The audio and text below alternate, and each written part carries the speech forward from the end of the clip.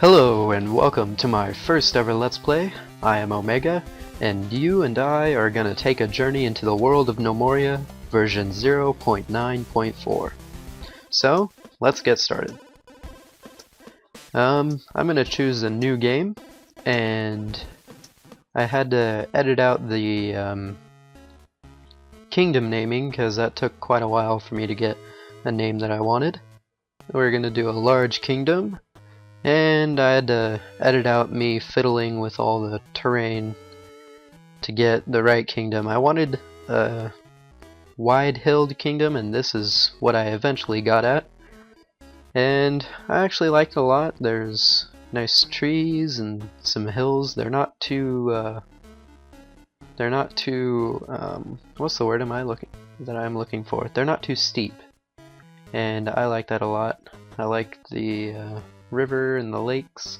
So we are going to go into our menu, leave everything on normal, and the only thing we're going to change is the terrain, and we are going to get going pretty soon. Now, I like Gnomoria a lot better than Dwarf Fortress. Now I know I'm going to probably get a lot of flack from Fortress fanboys, but I did play Dwarf Fortress for about 2 months, and for me the learning curve was just way too steep. And Gnomoria, obviously drawing heavily upon influences from Dwarf Fortress. I'm going to skip through the loading part because it took quite a while. Gnomoria, all the controls are just really intuitive to me, because for Dwarf Fortress, yeah, you had the menu on the right, but in order to, you had to know what building led to what building, and you had to set up all these different configurations for your dwarves, and for me that was just a little bit too much. For Gnomoria, I like Gnomoria a lot better because it's very intuitive and all the menus are simplified. And don't get me wrong, Dwarf Fortress is a great game. It is a fantastic game. It is a fantastic simulation. It's just, it's a little too hardcore for me, personally, because, again, the interfaces for me are not ideal. And so pretty soon here I'm gonna get digging into that little hill. First I chose to chop the trees down, because that's the area that I'm gonna be digging, so I want to clear that area. Also forage everything I can from that area. I tried to record the sound earlier, but I realized that my Camtasia messed up. Well, my Camtasia actually went perfect. It's just that I messed up. I had it ticked so that it would not record microphone. So I was talking through all this, and unfortunately it did not get recorded. So here's the second time around. As you can see, I built a stockpile for soil and then another stockpile for wood. Those are just temporary stockpiles, just to help me get going. And I am about to realize, I realized before that I needed to remove the ramps and then dig, because it's been a little bit since I've played this game. Took a little break. Now what you see here is I like to build my manufacturing rooms in 10 by 10 squares.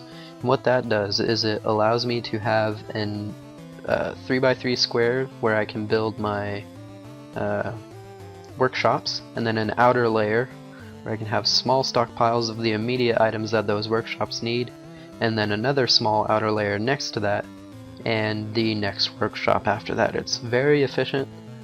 There's no space that isn't used in a 10 by 10 workshop, and you get to have 4 workshops in a 10 by 10 area, so that's what I like to do. I usually have 4 from the beginning. I have stone in that area, wood in that area, and fabrication like clothing and stuff. And for that area I usually have my dining hall, and I'm probably going to extend it later in videos. See me going back there and be like, oh, I'm probably going to extend it. And right now I'm building 2x2 doorways because I don't want my gnomes to have any pathfinding issues. I don't know if there's any pathfinding issues with this current build, but I just like to take precautions and make all of my corridors 2x2 areas, including my stairs. Right there I was contemplating on whether I should build out more, but I decided that I can build out later if I want. And so I go through my 2x2 spiral staircase. And this is a great point in time for me to tell you about my Gnomoria experience.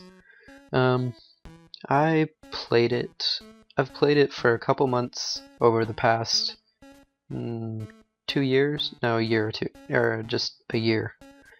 I don't even know if it was out 2 years ago. But I've played it for a couple of months over the past year. And I like it a lot. It's a very fun game. It scratches my simulation game itch. And yeah. So I ended up building 2x2 spiral staircase with little, or not 2x2, I don't know. A spiral staircase that has a 2x2 hallway at each stair.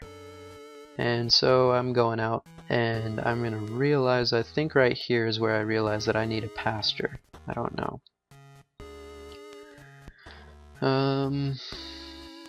Yep. And so I'm gonna make a pasture right there because it has the most area that is open, and it's gonna be kind of a small pasture. And right there is where I realize that I would like a, farm? Is that what that is? Oh, so I start to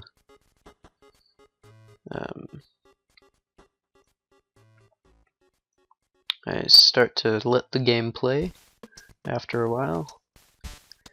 And so, oh man, are those sound effects a little bit too high? Yeah, I'll tell. I'll be able to tell. Anyways, these sound effects, I have not played with these sound effects, and to my ears, this is actually really good. I don't even remember if there were sound effects for the earlier builds. I haven't played in about a month. We have our miners working hard. It looks like the black-haired one works a little bit faster, but you know, the blondie, she'll be able to keep up soon enough. Black-haired one is right here. I'm trying to figure out their name, but they keep avoiding my clicks. And so she is working really hard. And we hit stone, so I immediately want to mine that stone out, but also I like to make my first stone level the living areas. Oh, I hit some sapphire. And so I'm going to designate a little bit more to help them get that hallway out. And then I'm going to designate a 2x10 hallway in each direction. I like to have my living quarters 3x3 rooms in 2x6 sets. So it's kind of like a city block. I just like how orderly it looks. And right here I'm going to add doors to those bottom 3. At least doorways. And I'm gonna add doorways over here, but I realized that I probably should not have done that because I still need to build the 2x2 walkway over there, but I'm going to delete those later as I point over at them. And we are going to complete the rectangle. I'm gonna see, because it took me a little bit to remember how to delete, but I got it eventually. There we go. Deleted those doorways, and now we can mine the rest of our 2x16, yeah, 2x16 hall. And we have coal, and we have sapphire, and we have marble. Marble is my favorite building material. It is just, I don't know why I love it so much. I guess because it's so pristine and clean, I guess. It just looks really good to me. I love the way it looks in this game. My favorite building material. So we have both our miners working on that, and I'm gonna pause the game to help save on time. And I'm building my second block of 6. And after this, I don't remember what I did after this. I'm gonna build the doorways. I looked over there because I looked in the kingdom tab because I forgot what the kingdom name was. And so, I'm going back up to the surface. We have all our place cleaned out. It's getting to be nighttime. Got a bunch of gnomes sleeping right there. They decided to sleep back by our... Oh, this was funny. I kept trying to click on them and then I realized I had a job selected. We got a bunch of gnomes. I tried pronouncing their names. I'm not going to try and pronounce their names right now. I'll give them different names, maybe. And then we come back over here and we got some more gnomes sleeping on piles of dirt, because that's all we got to sleep right now. So we still got that one gnome working. Always. We got the yaks. They're awake because they never sleep. They're always trying to give me milk and feed me. They're such good yaks. Right now I'm trying to figure out where it would be the ideal place to start building my farms. I go a little bit too big and then I realized, hey, I probably shouldn't have such a big area selected. Oh, that's a grove. Yeah, I don't really know why I built it that soon. Probably want to have ready supply of wood close to me. And so after that, I decide to get rid of all this clay. The clay in the floor, I think. Oh nope, I decide that it would be good for a crude workbench. I don't know why I selected those, because those are the only types of wood and stone. So I plopped down the crude workbench right in the middle of my wood manufacturing area. You see a gnome going down there to get our stone, and they are working very hard. Check out the menu. Alright, I decide that I want to build a stone cutter next. Get that stone production up. And I build it in the stone production area. And so we get that gnome again, I believe. Nope, it's the Blondie. So we get Blondie working on that that stone cutter. She is working very hard. She has definitely earned her day's pay. And now we start to build our farms, because farms are very important in this game. And for this first farm I choose wheat, No, strawberries?